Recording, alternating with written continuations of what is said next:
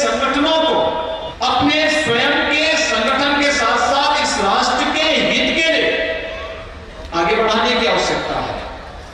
उस कालखंड में महर्षि दयानंद सरस्वती जी ने,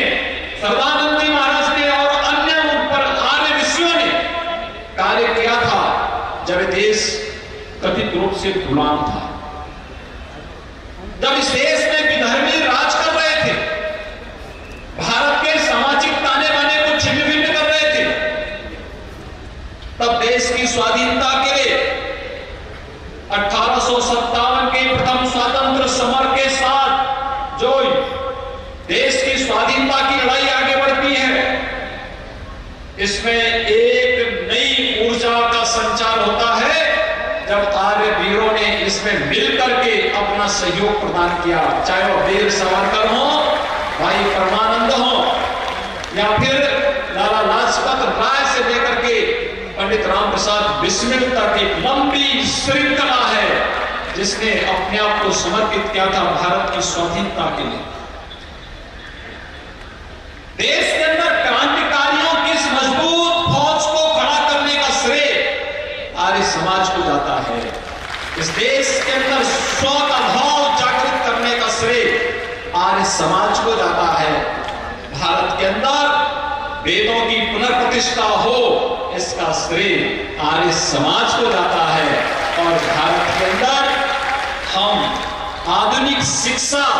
को जन जन तक पहुंचाने का कार्य कर सके, इसका श्रेय आर्य समाज को जाता है। एक जाति विहीन समाज जिस बुराई में इस देश के सामाजिक ताने बाने को सदैव छिन्न भिन्न करके भारत के अंदर अव्यवस्था और भारत को गुलामी की ओर धकेलने का कार्य किया था, उसके खिलाफ आवाज उठाने का श्रेय आर्य समाज को जाता है। तो साथ साथ सैकड़ों वर्षों के बाद हम शुद्धि के अभियान के माध्यम से अपने भूले भटके बंधु बांधवों को वापस अपने घर में ला सके, इसका श्रेय भी अगर किसी संगठन को जाता तो आर्य समाज को जाता है। स्मृतियां कहती थी कि किसी कालखंड में कोई भूल गया हो, भटक गया हो, बिछड़ गया हो, उसको वापस ले लो, तो भी समझ में नहीं आता था कि इसका मतलब क्या है। यह देश पानीपत का युद्ध क्यों हारा था?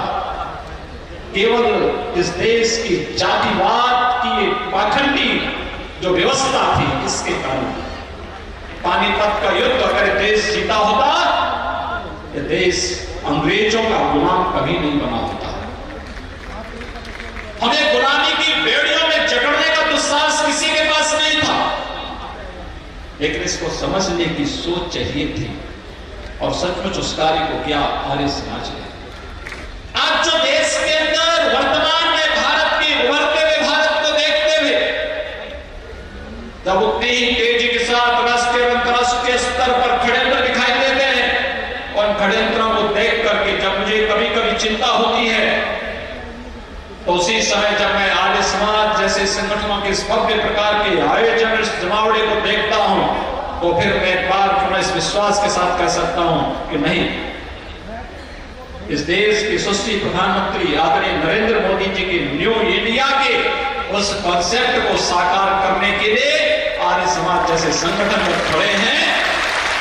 तो दुनिया की कोई ताकत इस मार्ग में कंटक नहीं बिछा सकती।